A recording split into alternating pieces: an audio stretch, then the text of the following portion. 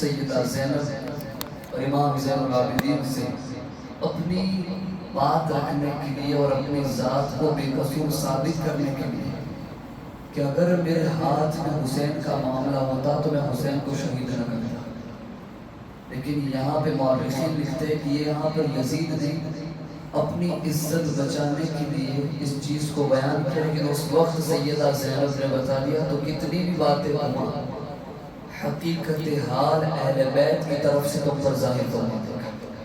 المختصر حبیب کبریا محمد رسول اللہ صلی اللہ تعالی علیہ وآلہ واصحابہ وبارک وسلم ارشاد فرمایا، جس کا مفہوم ہے حسین منی وانا من الحسین، حسین مجھ سے ہے اور میں حسین سے ہوں۔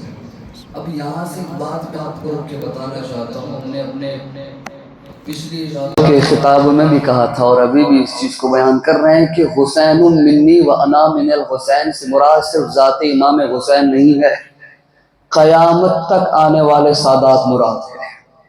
جتنے بھی سادات ہیں، جتنے بھی سید ہیں، وہ تمام کا تعلق رسول عربی محمد رسول اللہ کے ساتھ ہے۔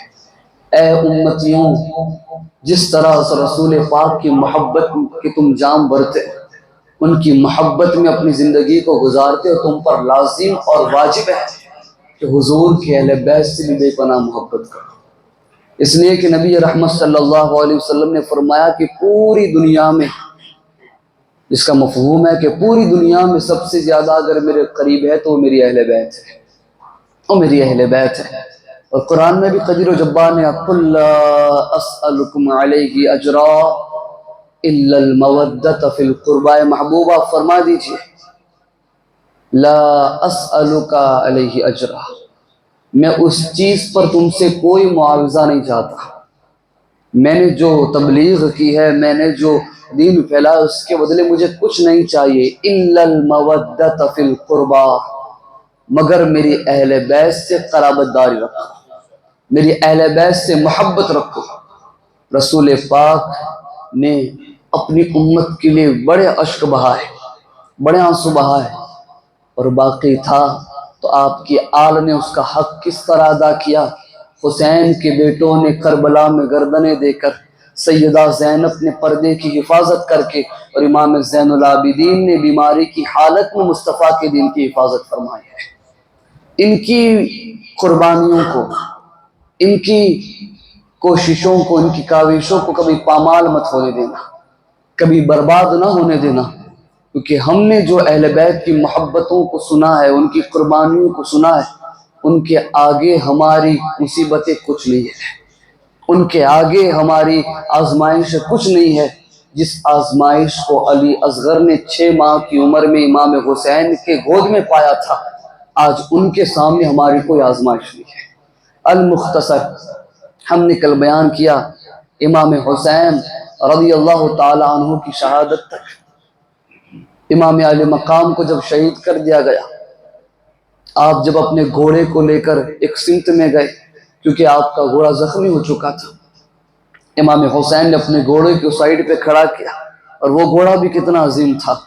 یزیدیوں کی قسمتوں پر لعنت کہ تم انسان ہونے کے باوجود، کلمہ رسول پڑھنے کے باوجود حسین کی حمایت نہ کر سکے، اور یہ بے زبان گھوڑا مرتے دم تک حسین کے ساتھ چل رہا ہے۔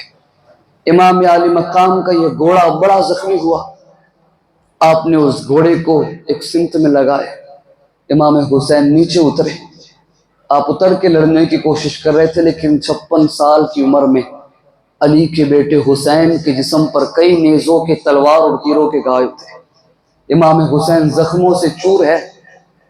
اچانک سے ایک بدبخت نے ایسا نیزہ چھوڑا، با اختلاف روایات، ایک پشت پہ بتایا جاتا ہے، اور ایک روایت کہتی ہے کہ وہ نیزہ سیدھا امام حسین کے، بلکہ نیزہ نہیں، ایک تیر ایک بدبخت نے ایسا چھوڑا جو تیر سیدھا امام حسین کی پیشانی کے اندر پیوست ہو گیا، اور وہاں سے خون کا پھوارا باہر نکل گیا۔ وہ پیشانی جس کو رسول پاک بوسہ دیا کرتے تھے، وہ پیشانی جس کو حبیب کبریا چوما کرتے تھے، جس کو سونگا کرتے تھے، اور مدینے کے صحابہ اس بات پہ رشک کرتے تھے کہ مولا کاش یہ مقام ہمیں بھی حاصل ہو جاتا، امام حسین کو جب تیر لگا اپنے تیر کو نکالا اور نکالنے کے بعد اسی حالت میں آپ سجدے کی حالت میں چلے گئے. خدا کی بارگاہ میں شکر ادا کر رہے مولا تیرا شکر ہے کہ تو نے ہمیں رسول پاک کی محبت میں اپنا سب کچھ لٹانے کی توفیق بخشی ہے. آج ہم سے کچھ لٹ نہیں رہا ہے, آج ہم سے کچھ قربان نہیں ہو رہا ہے. امام تم پر اور تمہاری اہل بیت پر قربان جائے ہمارے نسلیں کہ تم نے اپنی ہر چیز کو قربان کر دیا. باقی تھا چھوٹا سا علی اصغر تو اس کو بھی بارگاہ الہی کے اندر قربانی کے طور پہ پیش کر دیا. امام حسین حالت سجدے میں ہے اور خولی بن یزید نامی ایک شخص سے پہلے 2 لوگوں کو بھیجا اور کہا جاؤ اور حالت سجدے میں امام کے سر کو کاٹو, اس لیے کہ اگر یہ اٹھا تو اب جب اگر یہ اٹھے گا تو ہماری نسل باقی نہ رہے گی.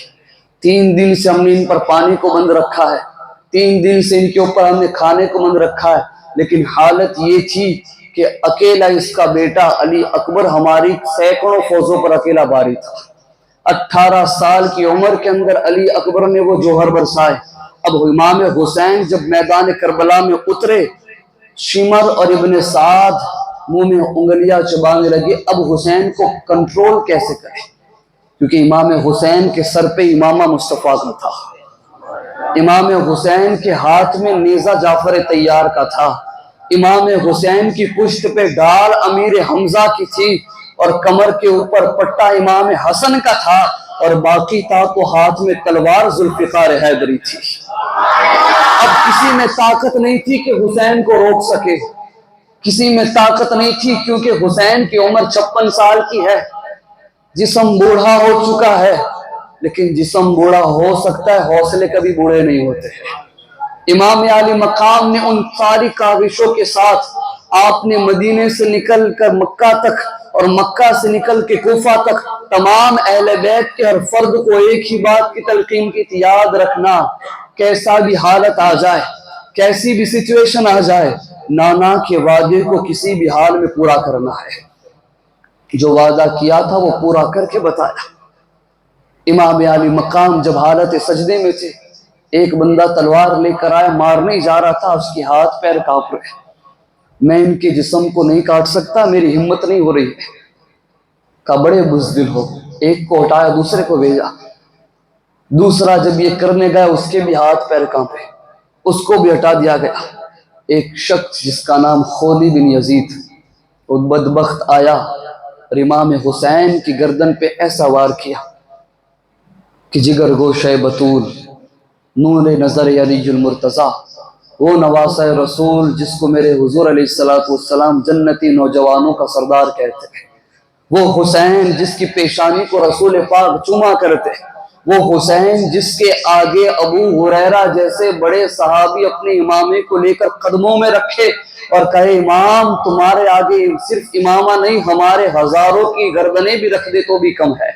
وہ حسین کا سر آج ان کے جسم پاک سے الگ کر دیا گیا اور آپ نے جام شہادت نوش فرما لیا. انا للہ و انا الیہ راجعون. آج ہی کا دن تھا, 10 محرم الحرام یوم عاشوراء کے دن, جمعہ کا دن تھا. امام علی مقام حالت سجدے کے اندر آپ کو شہید کر دیا گیا. اب اس وقت جتنے بھی شہداء تھے تمام کی جسموں کے اوپر ان یزیدیوں نے گھوڑے دوڑا ہے, تمام کی جسموں سے کپڑوں کو اتار لیا گیا. تمام کے ہاتھوں میں جو انگوٹھیاں تھی, آپ کو پتہ ہے انگوٹھی کیوں پہنتے تھے؟ امام علی مقام, امام حسین اور آپ کی جو بھی بچے تھے سب کے ہاتھ میں انگوٹھیاں تھی. انگوٹھی پہننے کی اصل مقصد یہ تھا کہ اس دور میں جب آپ کوئی خط لکھ رہے ہیں تو ہم خط لکھنے کے بعد نیچے سائن کرتے یا اسٹیمپ لگاتے, اس وقت اسٹیمپ کے طور پہ انگوٹھی کو لگایا جاتا تھا اور ہر ایک انسان کی ایک الگ انگوٹھی ہوتی جس سے پہچانا جاتا تھا کہ یہ حسین ابن علی کی انگوٹھی ہے, یہ حسن ابن علی کی انگوٹھی ہے, یہ قاسم ابن علی کی انگوٹھی ہے, حضور پاک کی بھی انگوٹھیاں مبارک تھی. تو یہ انگوٹھی اس لیے پہنی جاتی تھی. تو اہل بیت کے وہ افراد جن کے پاس انگوٹھیاں تھی ان کے ہاتھوں سے انگوٹھیاں نکال لی گئی, ان کے جسموں سے کپڑے اتار لیے گئے, اور اس حالت میں ان کے جسموں پر گھوڑے دوڑائے گا۔ مورخین لکھتے ہیں کہ ایسے سخت گھوڑے دوڑائے، اتنے سخت گھوڑے دوڑائے کہ جتنے جسموں تھے اندر سے ان کی ہڈیاں چکنا چور ہو چکی تھی۔ اب مجھے بتائے، کربلا صرف ایک فارمیلٹی ہے؟ کربلا صرف ایک یاد تازہ کر رہے ہیں؟ نہیں میرے عزیزو، کربلا ہمارے لیے قیامت تک ایک درس عظیم ہے۔ اور کربلا کے اس میسج سے، امام حسین کی قربانی سے ایک میسج چیخ چیخ کے کہہ رہا ہے کہ ہے امتیوں، جب بھی وقت آ پڑے رسول اللہ کے دین کے لیے، اپنا سب کچھ قربان کر دینا، اس لیے کہ خود رسول پاک کے نواسے نے اپنے بچوں کو بھی دین اسلام کے لیے قربان کر دیا ہے۔ تم یہ نہ سوچنا کہ تمہاری اولادیں ہیں، تمہاری بہنیں ہیں، تمہاری بیویاں ہیں، تمہاری ماں ہے، اس لیے کہ ان کی حفاظت کے لیے اللہ تبارک و تعالیٰ کی ذات ہے۔ تمہارا کام ہے اللہ کے رسول کے دین کی حفاظت کرے۔ امام عالی مقام علی جدہ علیہ السلام کے جسم اور باقی شہدائے اہل بیت کے جسموں پر گھوڑے دوڑائے گئے، ان کو اس سے بھی صبر نہ آیا تو ان بدبختوں نے ہر کسی کے جسم سے ان کے سروں کو الگ کر دیا۔ حضرت علی اکبر کے سر کو الگ کیا، حضرت قاسم کے سر کو الگ کیا، حضرت عباس کے سر کو الگ کیا، اور حضرت مسلم بن عقیل کے سارے بھائی، حضرت عقیل کے بیٹے، سب کے سروں کو الگ کر دیا، اور سب کے سروں کو لیا، اور شمر کے ہاتھوں ابن سعد نے سارے سروں کو کوفہ کی طرف روانہ کہا کہ سو گورنر ہاؤس میں ابن سعد کے پاس پہنچا دیا جائے، کیونکہ ہمیں جو حکم ملا تھا یہی حکم کے اوپر ہمیں جو ہے وہ قائم رہنا ہے۔ کہا تم لوگ کیوں نہیں آ رہے ہو؟ تو عمر بن سعد نے کہا کہ ہم کل صبح نکلے گے۔ یہ کہہ کہ وہ ایک قافلہ ان سارے سروں کو لے کر، صرف سروں کو، جسم ابھی بھی وہیں رکھے ہوئے ہیں، ان سروں کو لے کر وہ سارے کے سارے کوفہ کی طرف روانہ ہوئے۔ اس کے بعد ان لوگوں کو اس سے بھی تحمل نہ آیا تو ان بدبختوں نے اپنا رخ خیمہ حسین کی طرف کیا، جس خیمے میں پاک بیویاں تھیں، جس خیمے میں چند چھوٹے بچے تھے، جس خیمے میں بیمار زین العابدین تھے۔ ان سارے بدبختوں نے اپنا رخ خیموں کی طرف کیا اور دوڑتے جا کر اس طرح جھپٹے جس طرح ایک بھیڑیا اپنے شکار پہ جھپٹتا ہے۔ ساروں نے خیمے کے اندر گھسے، جتنا بھی مال سامان تھا سب کچھ لوٹ لیا، جتنا ان کے پاس ساز و سامان تھا ان بدبختوں نے سارا اہل بیت کا ساز و سامان لوٹ لیا۔ باقی تھا تو سیدہ سکینہ کے کان میں جو بالیاں تھی اس کو بھی مانگا، لیکن نہیں دیا سیدہ نے، تو انہوں نے کھینچا، اس زور سے کھینچا، اس طاقت سے کھینچا کہ حضرت سکینہ کی کان کی بالی ان کے کان کو چیرتے ہوئے باہر آ گئی، خون کے پھوار نکلنے لگے۔ 7-8 سال کی سکینہ کی تکلیف کس قدر ہوگی۔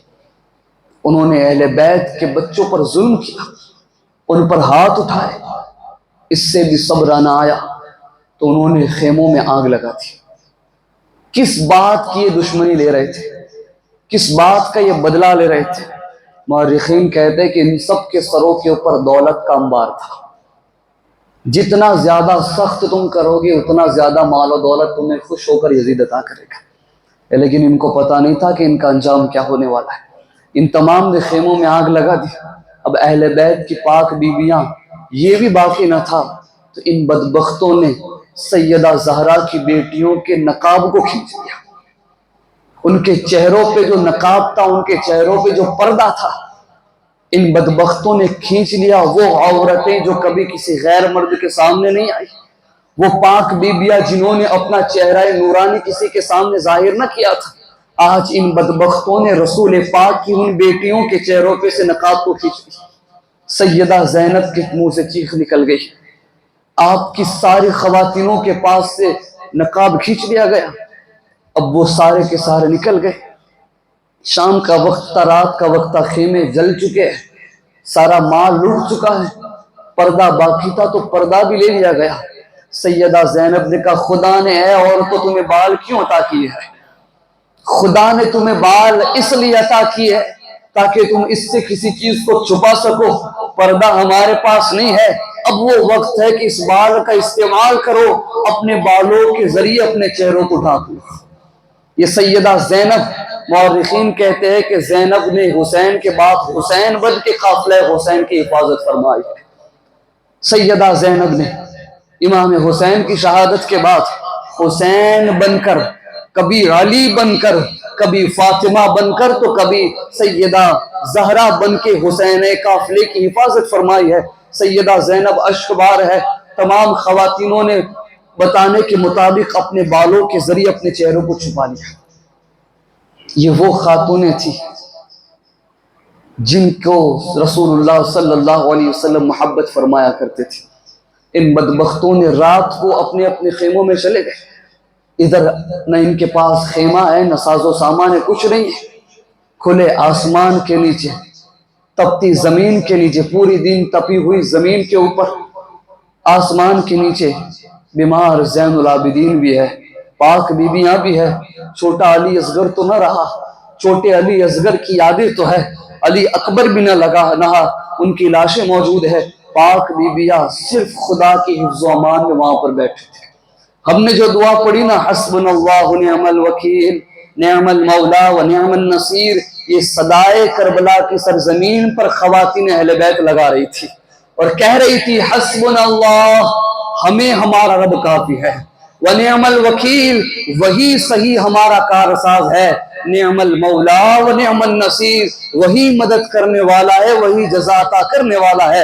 ان یزیدیوں کے سامنے دنیا کی دولت تھی، لیکن خاندان اہل بیت کی عورتوں کے سامنے جنت کی دولت موجود تھی۔ سیدہ کی یہ کنیزیں تپتی زمین پر ہے۔ رات کو سکینہ غائب ہو گئی، غائب ہو گئے۔ آدھی رات کو جب کہا، آواز لگی سکینہ نہیں ہے، سکینہ کہاں گئی؟ سیدہ زینب نے کہا کہیں ایسا تو نہیں کہ یزیدی سکینہ کو اٹھا کر لے گئے؟ ساری خواتین ادھر ادھر دیکھ رہی ہے، حضرت سکینہ مل نہیں رہی۔ جب تھوڑا آگے گئے تو دیکھا ایک جسم کے سینے پر سر رکھ کر سکینہ سو رہی ہے۔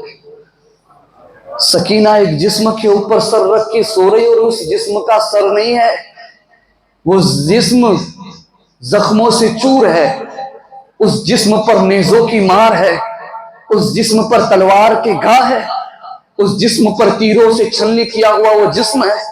سیدہ زینب نے جا کر کہا بیٹا سکینہ یہاں کیا کر رہی ہو؟ کہا تم دیکھ نہیں رہی، میں اپنے والد کے سینے پہ سر رکھ کے سو رہی ہوں، اپنے باپ کے سینے پہ سر رکھ کے سو رہی ہوں۔ سیدہ زینب نے کہا تجھے کیسے معلوم کہ یہ میرے بھائی حسین کا سینہ ہے؟ اس کے جسم پر تو سر بھی نہیں ہے، نعوذ باللہ ان کے جسم پر تو کپڑے بھی نہیں ہیں، تم نے کیسے پہچانا کہ یہ حسین کا جسم اطہر ہے؟ انہوں نے کہا ماں، اے میری پھوپھی ہے میری ماں، پورے میدان میں ہر جسم پہ سر رکھ کے دیکھ لیا، ہر جسم کے چھاتی پر سر رکھ کے دیکھ لیا، کسی جسم پہ وہ سکون نہیں ملا جو سکون مجھے اس جسم کی چھاتی پر ملا ہے۔ اس لیے کہ سکینہ کی عادت تھی تب تک نہیں سوتی تھی جب تک امام حسین اپنی چھاتی پر سلا نہ دیا کرے۔ سیدہ زینب کی چیخیں نکل گئی، اے مولا میری بیٹی سکینہ کو صبر عطا فرما، اے میرے مولا ہماری عورتوں کو صبر عطا فرما، مجھے بتاؤ اہل بیت کی وہ قربانیاں ہمارے سامنے ہیں، حضرت سکینہ کی اپنے باپ کی جدائی ہمارے سامنے ہے، وہ کربلا آج کے دن ایسی قیامت صغرا بن کے قائم کیا گیا تھا، اہل بیت نے اپنا سب کچھ لٹا دیا صرف رسول اللہ کے دین کے لیے، صرف رسول اللہ کے دن کے لیے۔ حضرت سکینہ کی آنکھوں میں آنسو ہے، حضرت زینب کے ہاتھ کانپ رہے ہیں۔ حضرت سکینہ کو لے کر آپ خیمے کی طرف نکلے۔ صبح ہوئی، 11 محرم الحرام، ابن سعد نے، عمرو بن سعد نے سارے یزیدی جن کو واصل جہنم علی شیر خدا کے شیروں نے کیا تھا، جن کو کاٹا تھا سبزیوں کی طرح، ایک ایک بہادر نے، 72 بہادر تھے، 72 کا جماعت ادھر ہے اور ادھر 22,000 کا لشکر ہے، مورخین گواہ ہے 22,000 تھے، 22,000 تھے نا، اس کے بعد بھی ادھر ادھر سے لوگ آتے گئے، ادھر ادھر سے لوگ آتے گئے، جڑتے گئے امام حسین کے مخالفین کے اندر۔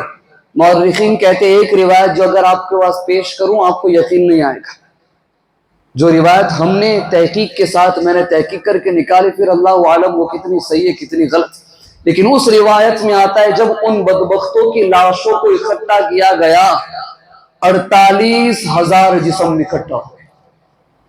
48,000، مجھے بتاؤ 72 تھے، 72 نے ایک ساتھ میں ایک نے 48,000 کو، ان لوگوں نے 72 تھے اور 48,000 کو واصل جہنم کیا۔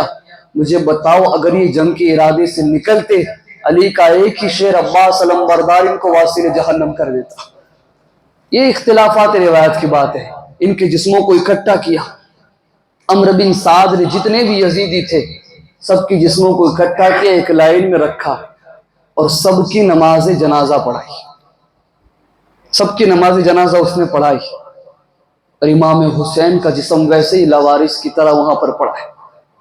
ان کے جسم اطہر کو ادھر پھینک کے بے ادبی، کسی نے بھی نواسہ رسول کے نماز جنازہ نہیں پڑھی، نہ کہ ان کے گھر کے بچوں کے نماز جنازہ۔ یہ لوگ یہ سمجھتے تھے کہ ہم حق پہ ہے، نظر کے سامنے نواسہ رسول جگر گوشہ بطول زمین پر پڑے ہوئے۔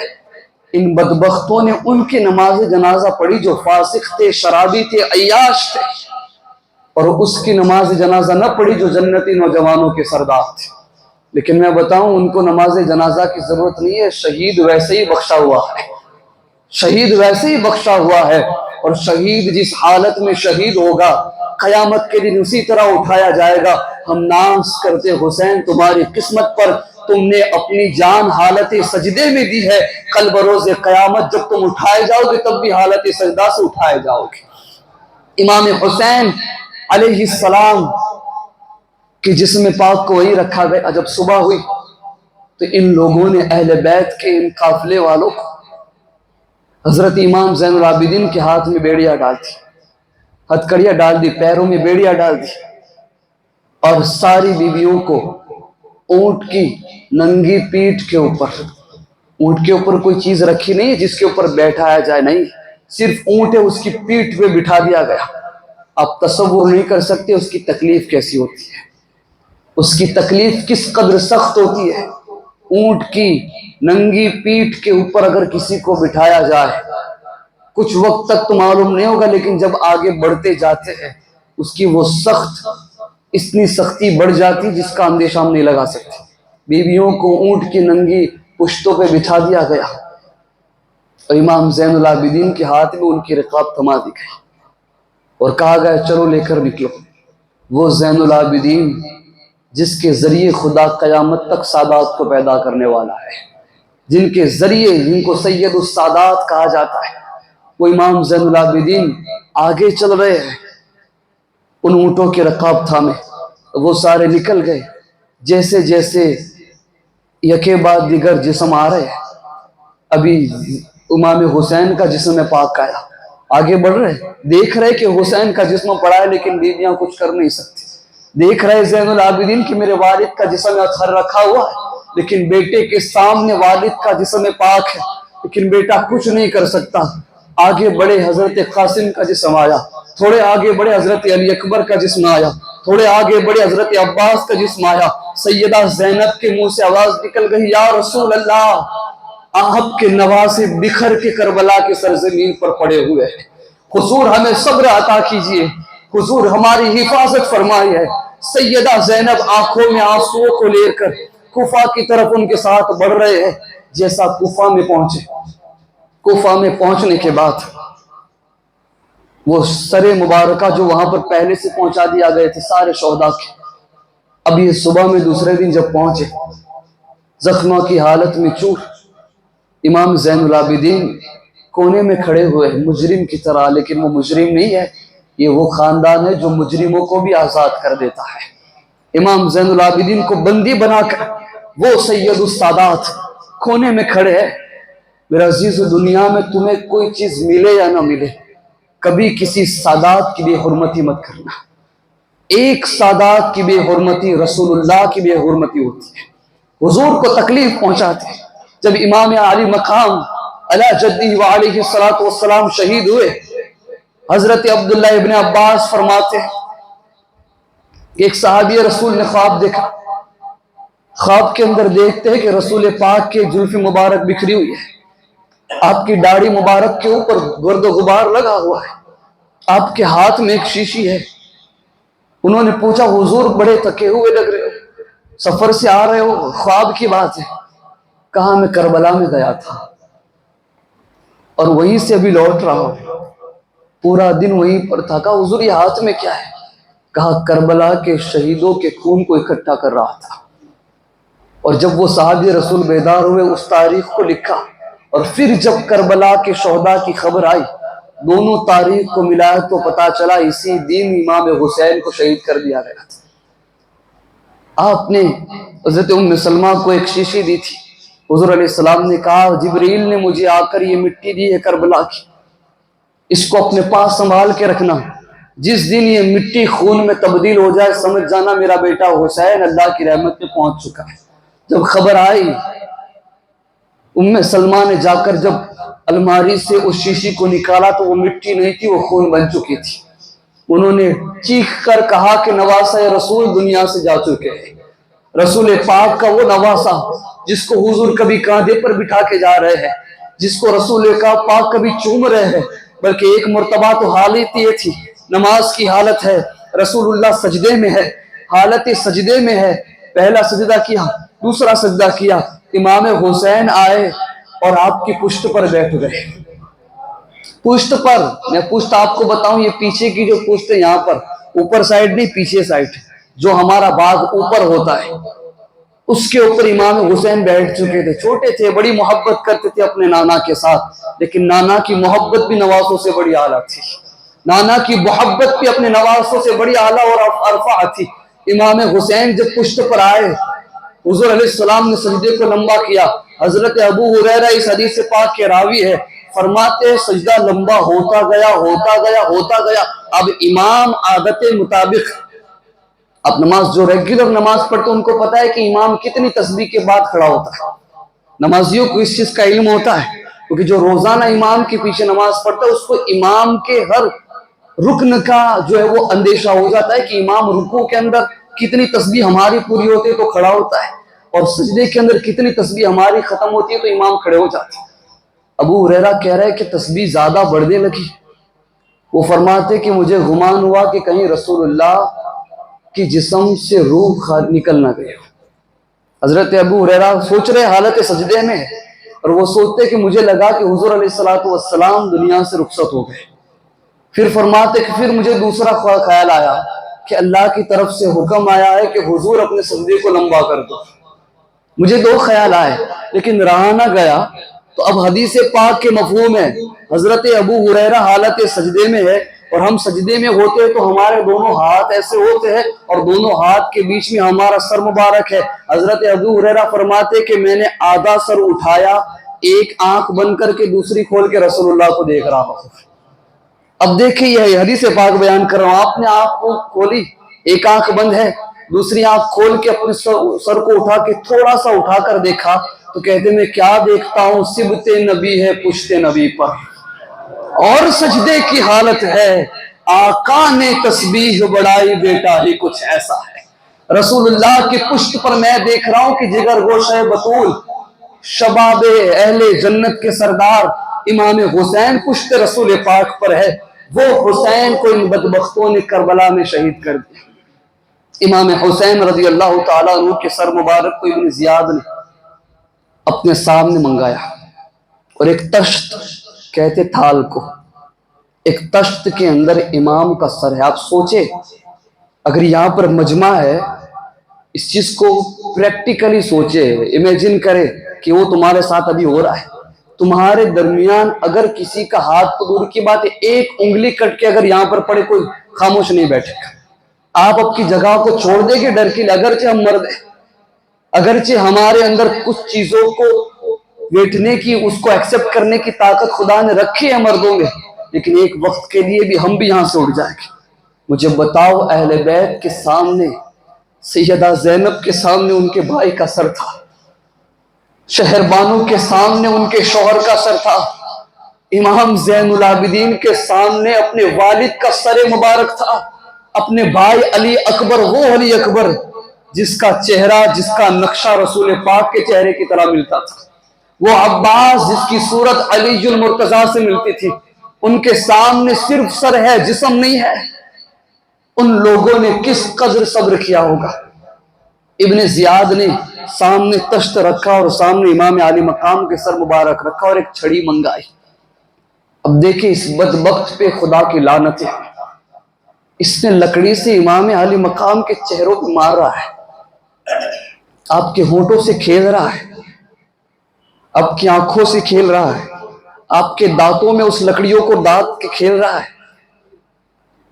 اس وقت اس محفل میں ایک صحابی رسول تھے جنہوں نے کہا اے ابن زیاد ہٹا لکڑی کو۔ ان آنکھوں نے دیکھا ہے، بوڑھے تھے، انہوں نے کہا اے ابن زیاد ہٹا لکڑی کو۔ ہم نے اپنی آنکھوں سے رسول پاک کو اسی لبوں کو چومتے ہوئے دیکھا ہے، ہم نے اپنی آنکھوں سے حضور کو اسی سر کو بوسہ دیتے ہوئے سنا ہے، ہٹا دے اس کو، بڑا بدبخت ہے۔ ابن زیاد نے کہا تو بوڑھا نہ ہوتا تو میں تجھے یہیں پر قتل کر دیتا، تیری اتنی ہمت ہوئی کہ مجھے روک رہا ہے۔ وہ صحابی رسول روتے ہوئے وہاں سے اٹھ کے چلے گئے۔ حضرت سیدہ زینب کونے میں کھڑی ہوئی ہے۔ ابن زیاد نے پوچھا وہ کون کھڑا ہوا ہے؟ کہا حضور، اے حاکم، اے امیر۔ ان لوگوں نے کہا یہ حسین کی بہن اور علی کی بیٹی ہے۔ کہا کیا بات کرو؟ کہا بلاؤ انہیں۔ سیدہ زینب کو بلایا گیا، کہا زینب بتاؤ کیا چاہتی ہو؟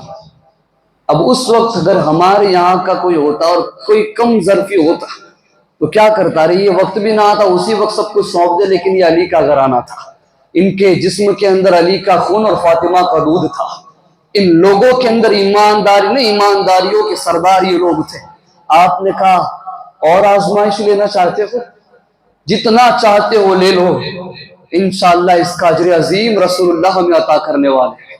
ابھی بات شروع ہوئی تھی کہ ابن زیاد کی نظر امام زین العابدین جو بیماری کی حالت ہے، بڑے کمزور ہو چکے تھے، کیونکہ آپ جب مدینہ سے نکلے تب سے آپ بیمار تھے اور اتنا لمبا عرصہ آپ بیمار رہے۔ اس بیماری کے اندر بھی خدا کی حکمت تھی، اگر وہ بیمار نہ ہوتے تو ضد کر کے میدان کربلا میں اترتے جیسا علی اکبر اترے تھے، جیسا حضرت عباس بن علی اترے تھے، لیکن بیمار رکھنے کی وجہ تھی حسین تم تو چلے جاؤ گے لیکن ہم قیامت تک اسی زین العابدین کے ذریعے حسینی سید کو پیدا کرتے رہیں گے، ان کی نسلوں سے حسینی سید پیدا ہوتے رہیں گے۔ امام زین العابدین کو بلایا، جب بلایا تو ابن زیاد نے کہا اے میرے سپاہیوں آؤ اور اس ایک بچے ہوئے مرد کو بھی قتل کر دو، اس کو بھی ختم کر دو۔ جب یہ بات سیدہ زینب نے سنی، جس طرح ماں اپنے بچے کو لپکتی ہے، سیدہ زینب نے اپنی آہوں کے اندر، اپنی باہوں کے اندر حضرت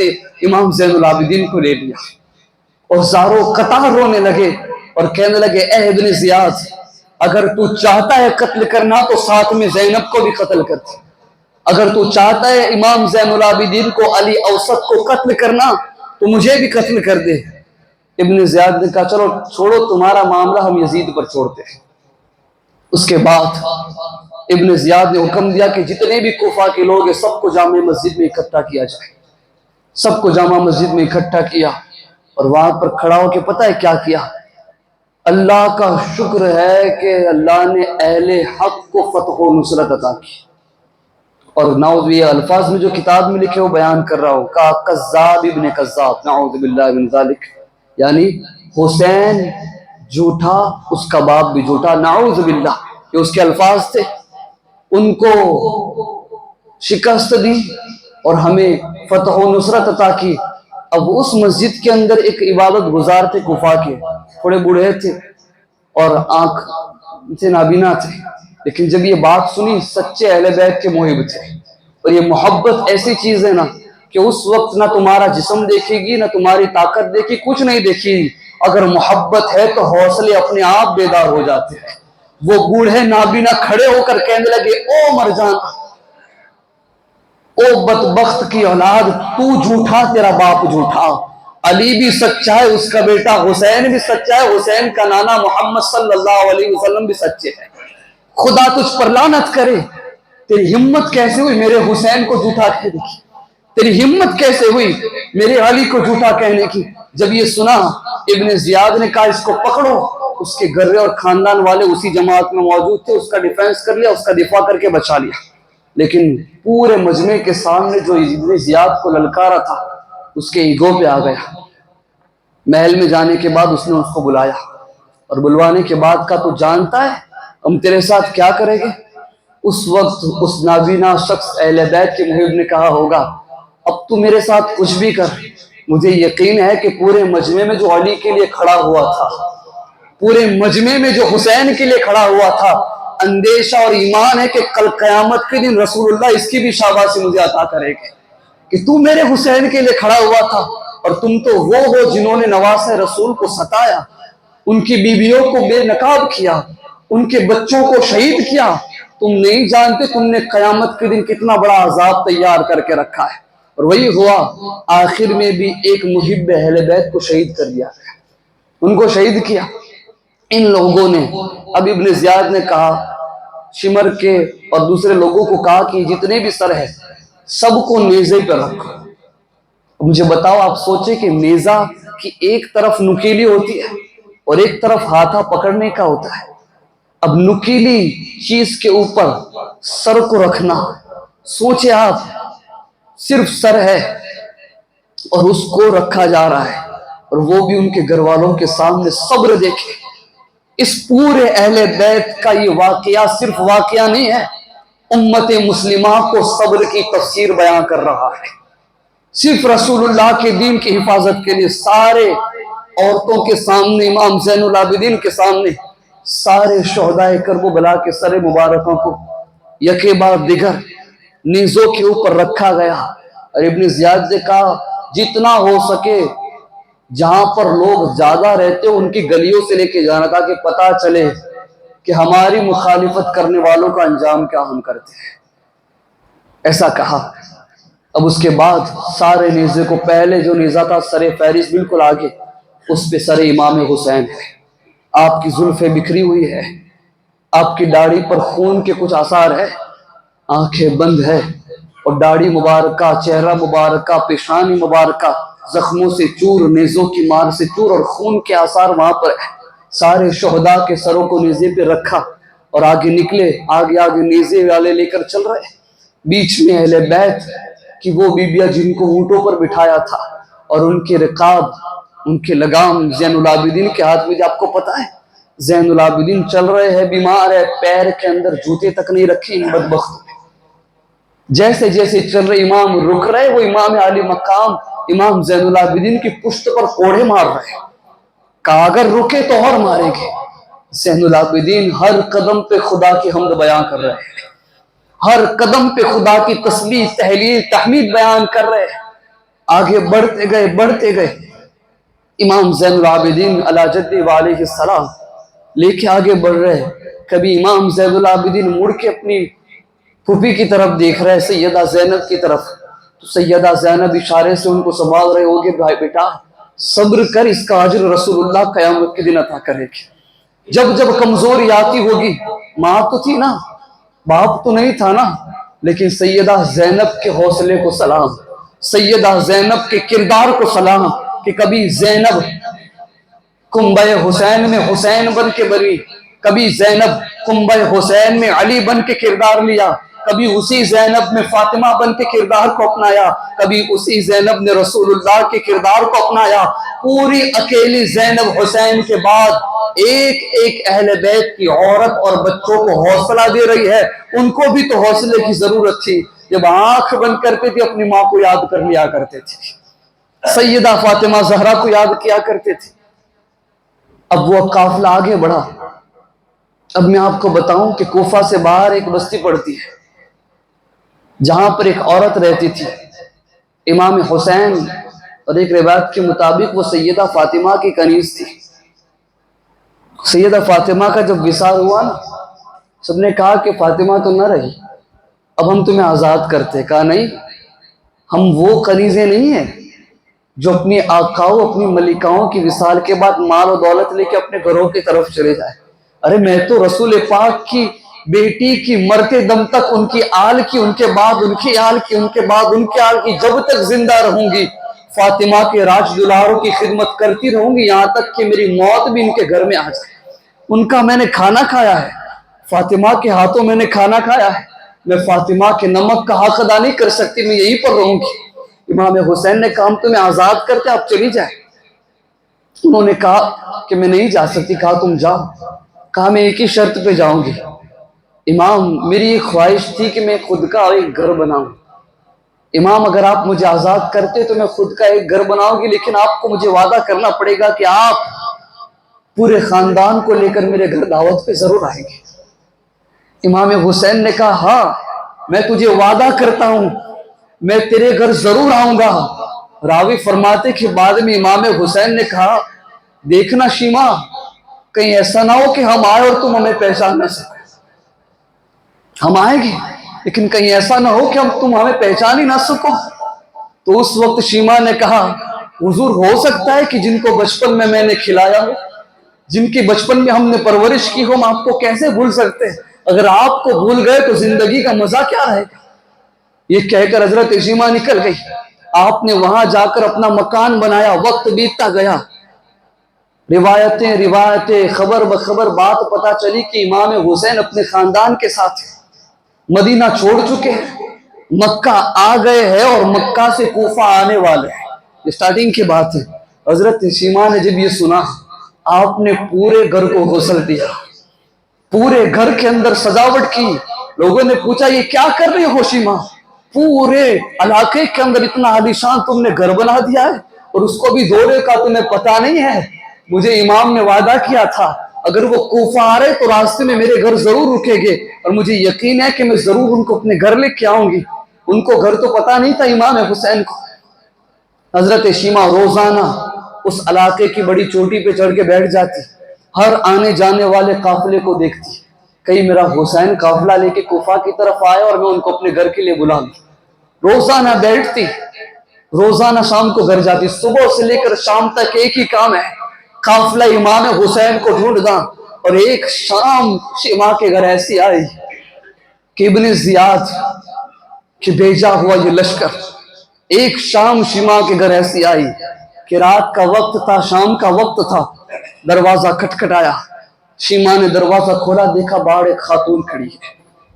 اس نے کہا امیر وقت امیر کوفہ ابن زیاد کے کچھ لوگ آئے ہوئے ہیں، وہ دمشق کی طرف جا رہے ہیں اور وہ یہاں پر رات کو قیام کرنا چاہتے ہیں اور پورے علاقے میں تمہارا ہی گھر بڑا ہے، تو ہم چاہتے ہیں کہ ہمارے جو امیر ہیں ان کے سپاہیوں کو تم کھانا بھی کھلاؤ اور اپنے گھر میں کچھ دیر کے لیے ٹھہرنے کی اجازت دو۔ اور وہ کنیز فاطمہ تھی، اور جو بھی کنیز فاطمہ ہو، جو بھی غلام حسین ہو، جو بھی غلام علی ہو، اللہ اس کے دل کو نرم بناتا ہے۔ اگر آپ کو دیکھنا ہو کہ اصل حسینی ہے، اگر آپ کو دیکھنا ہو کہ اصل اہل بیت کا غلام ہے، اصل رسول اللہ کا غلام ہے، تو کچھ مت دیکھنا، اس کے دل کو دیکھنا، جس کا دل نرم و نازک ہو، جس کے آنکھوں میں آنسو بڑے جلدی آ جاتے ہو، سمجھ لینا یہ حسین کا غلام ہے۔ یہ حسین کا غلام ہے اس لیے کہ حسین علیہ السلام نے ہمیں صبر کی تلقین کی ہے، حسین علیہ السلام نے ہمیں یہ سکھایا ہے کبھی نانا کی امت کو ستانا نہیں، اگرچہ وہ تم پر کتنے بھی وہ جوہر برسایا کرے۔ اس شیما نے جب یہ سنا تو کہا ٹھیک ہے۔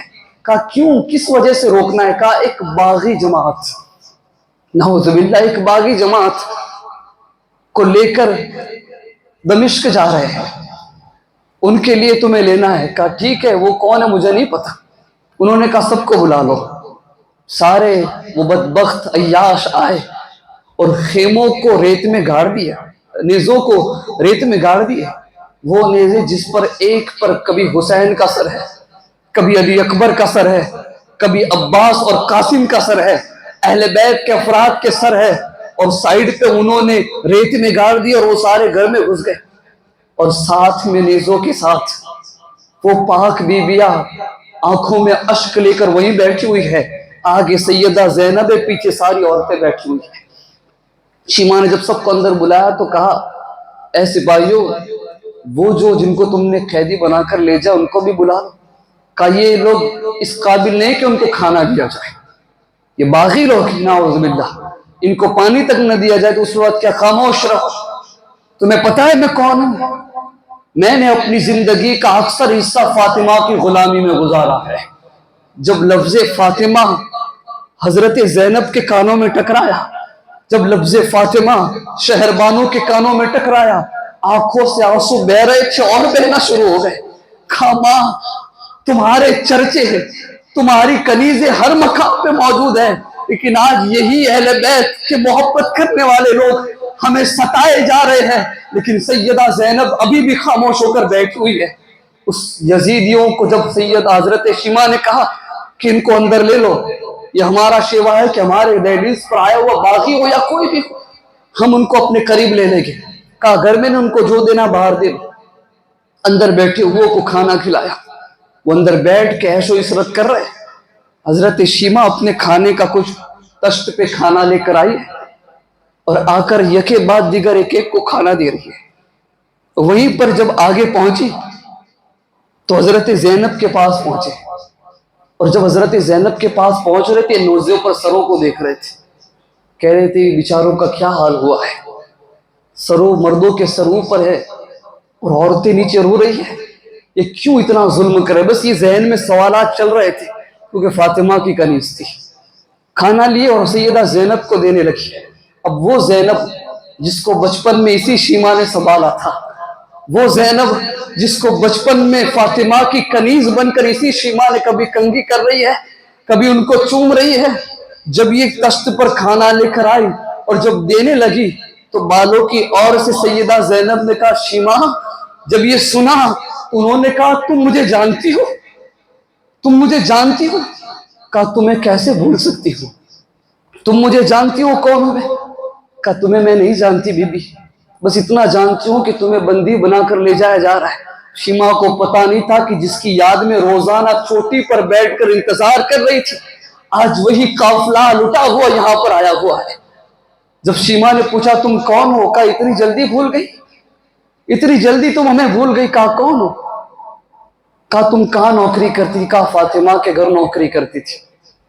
کہا ان کی کوئی بیٹی تھی؟ کہا ہاں بڑی خوبصورت چھوٹی سی زینب تھی، بڑی پیاری تھی، وہاں سے آنے کے بعد اس کی یادوں میں رویا کرتی تھی، کبھی وقت ملا تو ضرور اس سے جا کے ملاقات کرو گی۔ کہا اے شیماء بدقسمتی سے میں ہی وہی زینب ہوں، میں ہی وہ زینب ہوں۔ جب یہ سننا تھا پورا تھار زمین پہ آ گیا۔ کہا زینب حقیقت میں تم ہو؟ جب بالوں کو ہٹا کر دیکھا تو فاطمہ کا چہرہ زینب کے اندر موجود تھا۔ کہا تم اس حالت میں ہو؟ کہا جب یہ بات سنی تو پیچھے سے آواز آئی یا حسین۔ جب یہ آواز آئی تو کہا حسین کو کیوں پکار رہے ہو؟ کہا شیماء دیکھ تو جس حسین کی محبت میں دم بھرتی تھی، آج وہی حسین تیرے پیچھے نیزے پر سر ان کا رکھا ہے۔ جب یہ دیکھا تو ہاتھ جوڑ کر کہنے لگا حسین وعدہ تم نے برابر نبھایا ہے، لیکن تم نے جو کہا تھا حقیقت صحیح کہا تھا کہ ہم آئیں گے تو ضرور، لیکن تم ہمیں پہچاننے سے مکر تو نہیں جاؤ گی۔ حسین یہ کیسا وقت آ چکا ہے؟ مورخین فرماتے چہرے حسین کو دیکھ کر، سیدہ زینب کے چہرے کو دیکھ کر وہ زمین پر غش کھا کے زمین پہ گر گئی۔ لوگوں نے پانی پلایا، پھر کھڑی ہوئی، پھر چہرہ دیکھا، پھر زمین پہ گر گئی۔ چہرہ پہ دھول ہے، خون ہے، سر امام حسین کی زلفیں بکھری ہوئی ہیں، داڑھی مبارکہ پہ گرد غبار لگا ہے۔ حضرت زینب دیکھ رہی ہے کہ وہ شیماء اٹھ رہی ہے، پھر بے ہوش ہو رہی ہے، پھر اٹھ رہی ہے بے ہوش، اور آخر وقت یہ آیا کہ بے ہوش ہوئی اب اٹھ نہ سکی۔ یاد حسین میں، محبت حسین میں ایک اور اہل بیت کی محب اور کنیز فاطمہ دنیا کو الوداع کہہ کے چلی گئی۔ مجھے بتاؤ کس قدر قربانیاں تھی، کس قدر انہوں نے صرف رسول اللہ کے دن کے لیے، اور آج ہم صرف محرم کو تعزیہ داری میں بنا دیا ہے، صرف جسموں کو کاٹنے میں بنا دیا ہے، نگارے بجانے کے جا کر مجروں کی طرح ناچنے میں بنا دیا ہے۔ یاد رکھنا تم مظاہر حسینی ہونے کے دعوے کرتے ہو لشکر نکال کر، لیکن تم کوفی کی طرح ہو۔ نگارے کوفہ والوں نے بجائے تھے، ماتم کوفہ والوں نے کیا تھا، اور اپنے جسم پہ گا بھی کوفہ والوں نے کیا تھا۔ قافلہ وہاں سے آگے بڑھا، آگے بڑھتے بڑھتے ایک گرجا گھر کی طرف سے گزر ہوا، ایک راہب باہر کھڑا ہوا تھا۔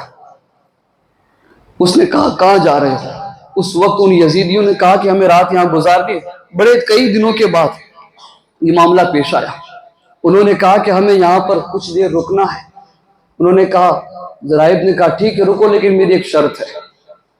جب وہاں پر رکھے نیزے کو واپس زمین میں گاڑے تو دیکھا کہ یہ تو وہی سر ہے جس کا ذکر ہماری کتابوں میں موجود ہے، یہ تو وہی تاریخ ہے جو ہونے والی تھی۔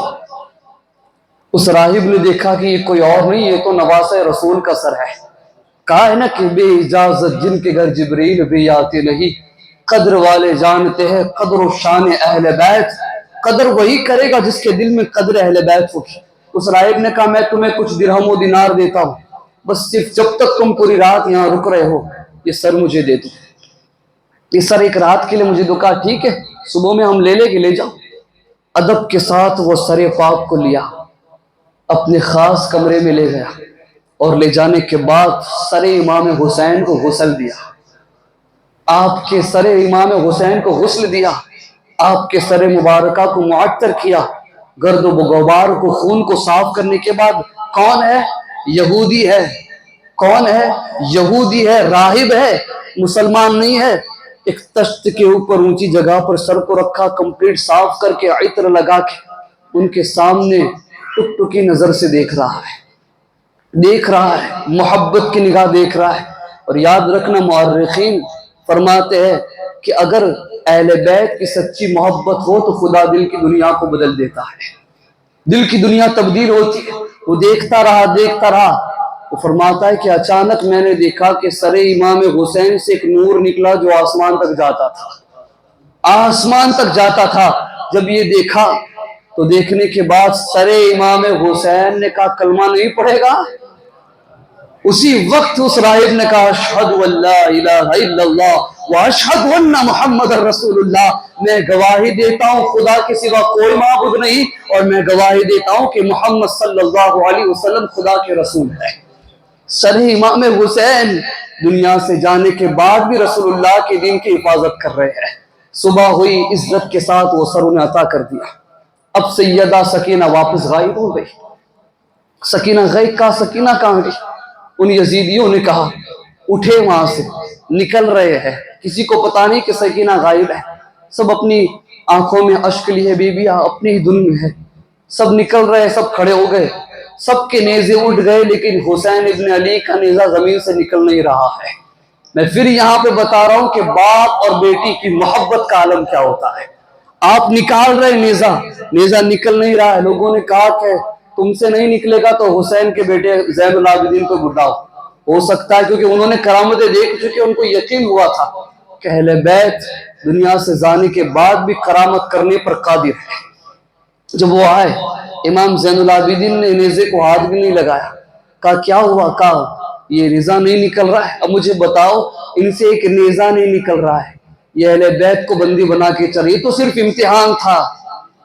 امتحان تھا، اگر اجازت جنگ کی ہوتی تو حجاب کے اندر گھوڑے پر سوار ہو کر اکیلی زینب 22,000 کو قتل کر کے آ جاتی۔ یہ ان کی طاقتوں کا عالم ہے۔ امام زین العابدین نے کہا تمہاری قسمتوں پہ تھو ہے، ایک نیزہ زمین سے نہیں نکال سکتے؟ کہا ادھر ادھر کی باتیں نہ کرو، یہ نیزے کو زمین سے نکالو۔ کہا نکالنے کی ضرور نہیں ہے، خیمے کی طرف دیکھو، کہیں ہمارے اندر سے کوئی ایک بندہ غائب ہوگا، ہمارے اندر سے نہیں، کیونکہ ہمارے والد زندہ تھے تب بھی ہمیں سنبھالتے رہے، دنیا سے جانے کے بعد بھی ہماری حفاظت کر رہے ہیں۔ جب جا کر دیکھا ہر عورت موجود ہے سوائے سکینہ بنت حسین کے۔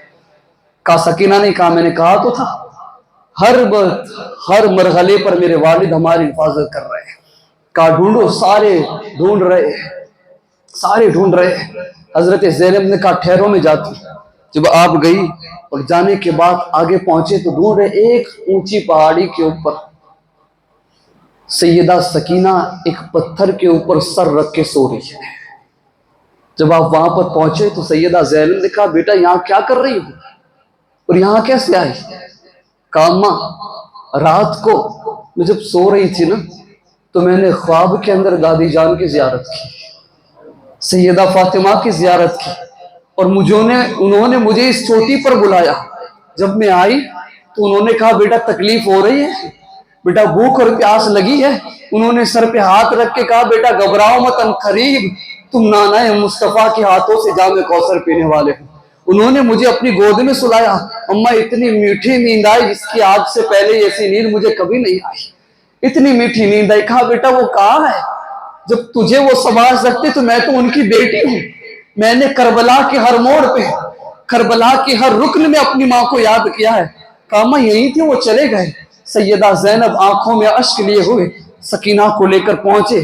جیسے قافلے میں ملے، حضرت زین العابدین نے کہا اب اٹھاؤ. جیسا نیزے کو نکالا، آسانی سے نیزہ باہر آ گیا. وہ سارے لوگ وہاں سے نکلے، آگے بڑھتے گئے. پورے معاملے میں، پوری ذات میں، پورے مرحلے کے اندر بڑے سارے امام حسین کی کرامت ہے. وقت کی نزاکت کو دیکھ کے میں جلدی آگے بڑھا. اب جب آگے بڑھ رہے تھے دوران سفر، کچھ آوازیں آ رہی تھی تلاوت قرآن کی. کچھ آوازیں آ رہی ہے. پیچھے مڑ کے دیکھا کون پڑھ رہا ہے اتنی بلند آواز. زین العابدین خاموش ہے. ان کو پتا تھا کہ مقام حسین کیا ہے. خاموش ہے. بیویاں تو پڑھ نہیں سکتی بلند آواز، اس لیے کہ عورتوں کی آواز میں بھی اللہ نے پردے کو رکھا ہے. حضرت امام زین العابدین نے کہا تعجب مت کرو، یہ تمہارے لیے نئی بات ہے، ہمارے لیے نہیں.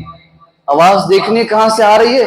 سروں کو اٹھا کر دیکھو، علی کا بیٹا حسین قرآن کی تلاوت کر رہا ہے.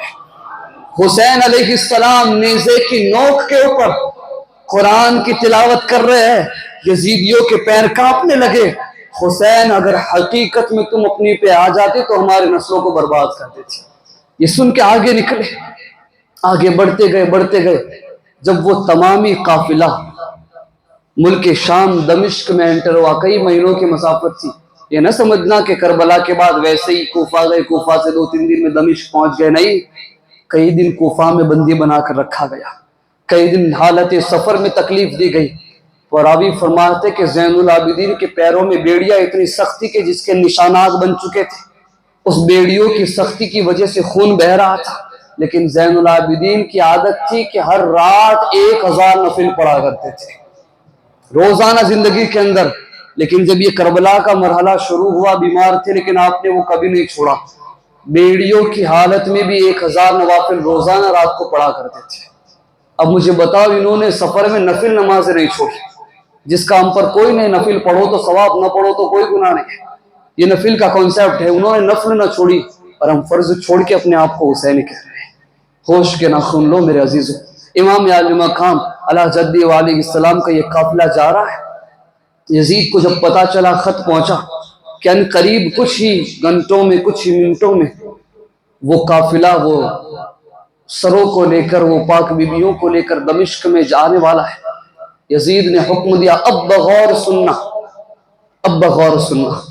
کہا کہ پورے بازار کو سجا دو. پورے بازار کو سجا دیا. ہر گلی میں ایک نگارہ رکھو. ہر گلی میں ایک نگارہ رکھا اور عالی شان آج کے دین کو عید سمجھ کے مناؤ. ڈھول بج رہے ہیں، گلیاں سجی ہوئی ہیں.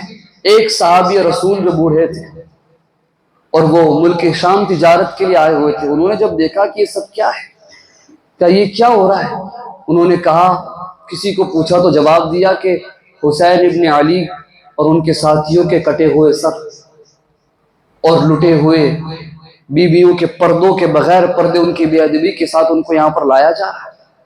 اور یزید نے حکم دیا کہ ساری چیزیں سجا دی جائے، سب کچھ کمپلیٹ کر لیا جائے. اس وقت اس صحابی رسول کی آنکھوں میں آنسو آ گئے. کہا یہ وہی امت ہے جن کے لیے رسول پاک آنکھوں میں آنسو کو لے کر سجدے میں ہوتے تھے. آپ نے کہا وہ قافلہ کس راستے سے آنے والا ہے؟ کہا باب الساعہ سے ان کو اندر لایا جائے گا. باب الساعہ نام کا ایک گیٹ ہے، اس گیٹ سے ان کو اندر لایا جائے گا. آپ اس گیٹ سے باہر نکلے، اسی راستے جاتے گئے. آپ نے دیکھا اور دیکھ کے سمجھ گئے کہ نیزوں کے اوپر رکھے ہوئے سر. آپ نے جب سر دیکھا امام حسین کا جو بکھری ہوئی زلفوں والا تھا، آپ نے ہاتھ کو سینے پر رکھ کے سر کو جھکا لیا. اس کو کہتے ہیں ادب اور تعظیم اور آنکھوں میں اس نے کہا امام خدا اہل بیت کی حفاظت فرمائے. آپ آگے بڑھے اور جب آنکھوں میں آنسو دیکھے تو ایک خاتون، ایک بچی آگے آ کر کہنے لگی کیوں رو رہے ہو؟ اب رو کر کیا فائدہ؟ ہمیں رلا کر اب تم رو رہے ہو، ہمیں تکلیف دے کر اب تم لوگ رو رہے ہو. وہ کوئی اور نہیں تھی، 7 سال کی سکینہ تھی جس کے دل میں درد تھا، جس نے اتنی چھوٹی عمر میں اپنے والد کے سر کو دیکھا بغیر گھڑ کے، جس نے اپنے چاچاؤں کو، اپنے بھائیوں کو، لاشوں کو دیکھا جس پر گھوڑے دوڑائے جا رہے تھے. انہوں نے کہا بی بی یہ ظلم نہ کرو، میں تو ایک صحابی رسول ہوں، میں تو یہاں کا غلام ہوں، میں تو ان کا غلام ہوں، مجھے ایسا نہ کہے، میں یزیدی نہیں ہوں۔ انہوں نے کہا اگر اب تو میرے نانا کے صحابی ہو نا، بس ایک کام کرے کہ یہ سر مبارک کو آگے لے جائے، تاکہ جب آگے سر لے جائے تو سب کی توجہ سر پر رہے، ہم پر نہ کیوں ہمارے پاس پردے نہیں ہے۔ دیکھیں کتنا پردے کی تعظیم، سر کو آگے لے جاؤ تاکہ سب کی نظر سروں پہ رہے، ہماری بے پردگی پہ نہ رہے۔ یہی ہوا، آپ نے کہا مجھ سے جو ہو سکے گا میں ضرور کروں گا۔ انہوں نے کچھ یزیدیوں کو کچھ درہم و دینار دیے اور کہا ان تمام سروں کو آگے لے جاؤ اور ان کو پیچھے رکھو۔ جب یہ سروں کو آگے لے جایا گیا، تمام نے دیکھا قافلہ بڑھتا بڑھتا بڑھتا بڑھتا جو ہے وہ اندر پہنچا، دمشق کے اندر یزید کے سامنے۔ جب یزید کے سامنے رکھا گیا، اب میں آپ کو بتاؤں کہ اہل بیت کی محبت، اہل بیت کی تعظیم کیا ہے۔ ایک خاتون تھی، ایک خاتون جو اسی ملک شام میں بہت عرصے پہلے کے بعد تھی، سادات تھی، بلکہ اس واقعے کے بعد ہے۔ سادات کی سید گھرانے سے تھی اور بڑی تکلیف میں تھی، مسافر تھے، تو آپ وہاں پر آئے اور ایک مسلمان شخص ڈھونڈا، کیونکہ وہاں پر یہودی بھی رہتے تھے۔ وہ سیدہ، وہ خاتون جو سید تھی، وہ آئی اور آ کر ان سے کہنے لگی کہ میں مسافر ہوں اور مجھے کچھ تکلیف ہے، کیا تم میری مدد کر سکتے ہو، کہ تاکہ مجھے اتنی مدد ہو کہ میں سفر کر کے یہاں سے چلی جاؤں۔ انہوں نے کہا تم کون ہو؟ کہا میں سید ہوں، میں اہل بیت سے ہوں۔ اس وقت اس نے کہا کہ تمہارے پاس کوئی ثبوت ہے کہ تم سید ہو؟ تمہارے پاس کوئی ثبوت ہے کہ تم سید ہو؟ تم اس چیز کو ثابت کر سکتی ہو؟ اس عورت کو پورے چوراہے پر لے گیا، وہ مسلمان تھا، اور بیچ میں کھڑے رہ کر کہا کہ تم ثابت کر سکتی ہو کہ تم سید ہو؟ اس خاندانی سیدہ کی آنکھوں میں آنسو آ گئے۔ جب آنکھوں کو اٹھایا تو آنسو ٹپ ٹپ موتیوں کی طرح نیچے اتر رہے تھے۔ انہوں نے کہا کہ مجھے تیری مدد کی ضرورت نہیں ہے، میں ثابت تو نہیں کر سکتی کہ میں سید ہوں، لیکن میں اسی حسین کی بیٹی ہوں، میں سید ہوں۔ وہ نکل گئے وہاں سے۔ ایک یہودی تھا جس کے پاس پہنچے، اور یہودی کے پاس جا کر پہنچے، چلو یہودی ہے تھوڑی مدد تو ہو جائے گی۔ یہودی کے پاس جا کر پہنچے اور پہنچنے کے بعد کہا کیا تم میری مدد کرو گے؟ کہا تم کون ہو؟ کہا میں سید ہوں، میں اہل بیت سے ہوں۔ کہا تم مسلمانوں کے آخری نبی محمد رسول اللہ کے خاندان سے ہو؟ کہا ہاں۔ اس نے کہا یہیں رکو۔ اندر گیا، اپنی بیویوں کو کہا پورے گھر کو غسل دو، پورے گھر کو صاف کرو، اور وہ کمرہ جو خاص مہمانوں کے لیے بالخصوص غسل دو، اس میں عطر لگاؤ، اس لیے کہ آج ہمارے گھر میں نواسہ رسول حسین ابن علی کی اولاد میں سے ایک اولاد آئی ہوئی ہے۔ آپ نے ان کو اندر لیا، صاف صفائی کے بعد اندر بٹھایا اور کھانا لائے۔ کہا میں آپ میرے گھر آئی ہو، کیا آپ کے لیے رزق حلال نہ لے کے آؤں؟ وہ اٹھے، بازار سے لایا اور آپ کے سامنے پیش کہا بی بی بھلے یہودی ہوں، مسلمان نہیں ہوں، لیکن حلال روزی سے یہ کھانا آپ کو دے کے آؤ، اس لیے کہ اہل بیت نہ کبھی صدقہ قبول کرتی ہے نہ کبھی حرام کھاتی ہے۔ حضور اس کو قبول کرے، سیدہ اس کو قبول کرے۔ آپ نے اس کو کھایا، اور کھانے کے بعد اس نے کہا کہ سیدہ یہ گھر میرا نہیں ہے، یہ گھر آپ کا ہے۔ میں نے پڑھا ہے اپنی کتابوں میں کہ آخری نبی کی اولاد کی تعظیم ان کی امت پر واجب و فرض ہے۔ ان کے قدموں کے نیچے کی دھول بھی سر پہ اور آنکھ میں سرمے لگانے کے قابل ہے۔ انہوں نے کہا کہ آپ جب تک یہ گھر آپ کا ہے، رونے لگی، اور گھر میں بیویوں کو کہا خبردار اگر تم سو گئی یہیں کھڑی رہو، اس خاتون کو راضی کرو، یقین ہے کہ اللہ ہمارے دلوں کو پلٹ کے دائرہ اسلام میں داخل کر دے گا۔ اسباب بن نہیں رہے تھے مسلمان بننے کے۔ رات ہوئی، خواب میں حضور تشریف لائے، کس کے؟ اس مسلمان کے جس نے آپ پر یہ کیا تھا کہ تم مجھے بتاؤ کہ تم سید و ثابت کرو، پرمٹ مانگا تھا سید ہونے کا جس نے۔ اب جب وہ سویا تو خواب میں دیکھا کہ قیامت برپا ہو چکی ہے، اور حضور یکے بعد دیگر ایک ایک کر کے سب کو جنت میں داخل کرے جا رہے ہیں۔ جب وہ دوڑا حضور کی طرف تو فرشتوں نے پکڑ کے گھسیٹ کے پھینک دیا۔ وہ دوڑ کے حضور کے پاس گیا، حضور مجھے بچا لے فرشتے، مجھے جہنم میں لے جا رہا۔ حضور نے کہا تو کون ہے؟ میں تجھے نہیں جانتا۔ کہا حضور میں آپ کا کلمہ پڑھنے والا ہوں، میں مسلمان ہوں، میں آپ کا غلام ہوں۔ کہا ثابت کر تو مسلمان ہے، ثابت کر تو مسلمان ہے۔ تو میری بیٹی سے پوچھ رہا تھا کہ تو ثابت کر کے تو سید ہے، میری بیٹی سے پوچھ رہا تھا کہ تو نبی کی اولاد ہے، ثابت کر کے بتا۔ اب جب تک تو ثابت نہیں کرے گا میں تجھے جنت میں داخل نہیں ہونے دوں گا۔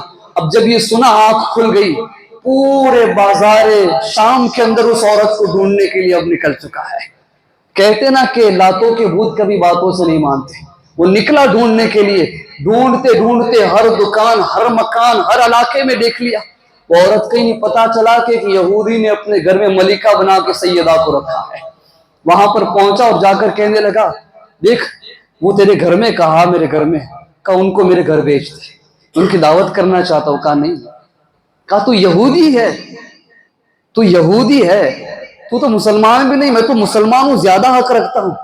تو یہودی نے کہا یہودی تھا، یہودی تھا، اب نہیں ہوں، اور تو دیکھنے کے بعد آ رہا ہے، تجھے جب دکھایا گیا اس کے بعد تو اپنی آخرت کو بچانے کے لیے آ رہا ہے۔ جو معاملات تو نے خواب میں دیکھے وہ معاملات میں نے کل رات کھلی آنکھ دیکھے ہیں، اور مجھے تجھے کلمہ کسی پیر نے، کسی ولی نے پڑھایا ہوگا، مجھے کلمہ خود محمد رسول اللہ نے پڑھایا ہے۔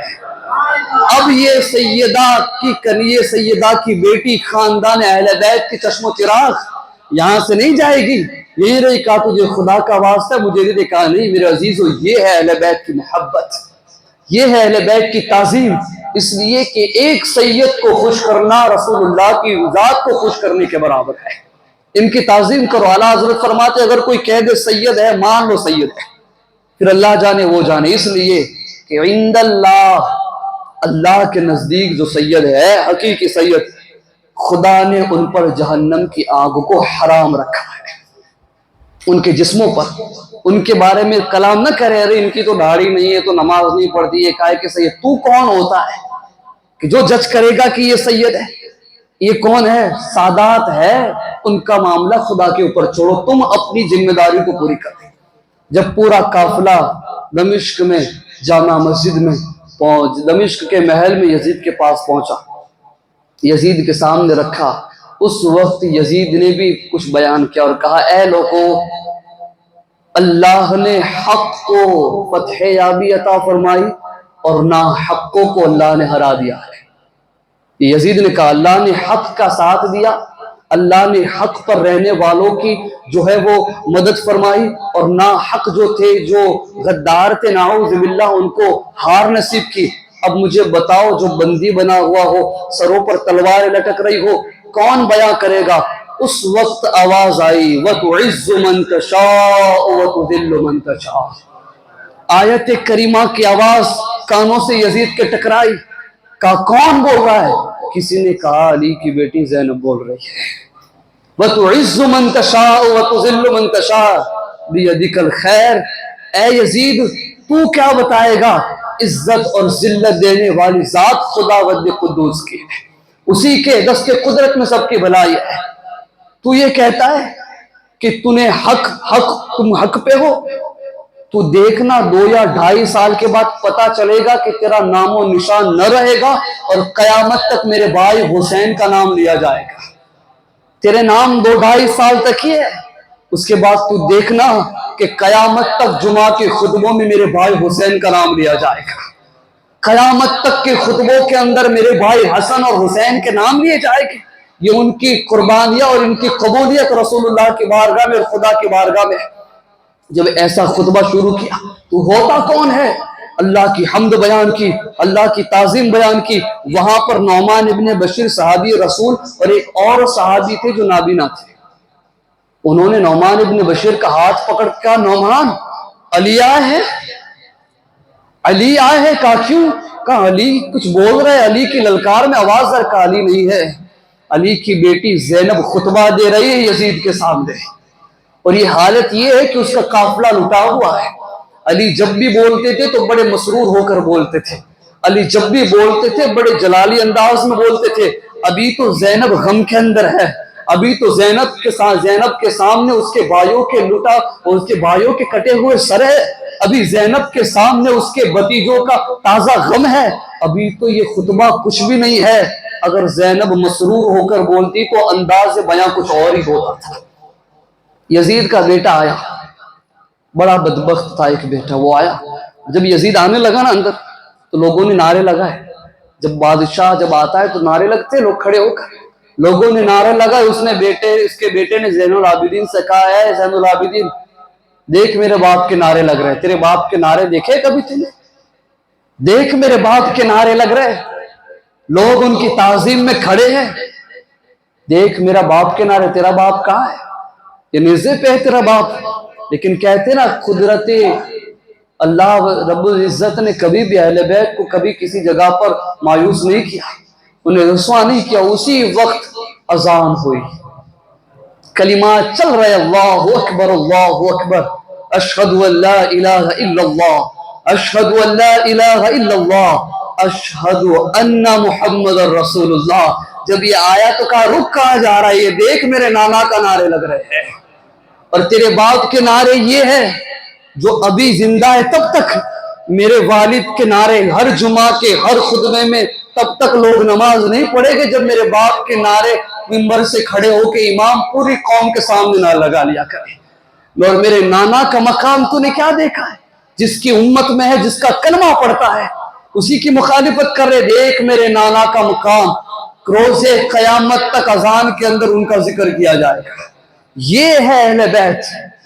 یہ خطبے دینے کے بعد یزید اور اس کے دو بھائی بہن، یہ دو پھوپھی اور بھتیجے، امام زین العابدین اور حضرت سیدہ زینب، یہ دو لوگوں کی صرف خطبے اتنے بھاری پڑے کہ اس وقت یزیدی قافلے کانپنے لگے، اس وقت یزیدی قافلے کانپنے لگے۔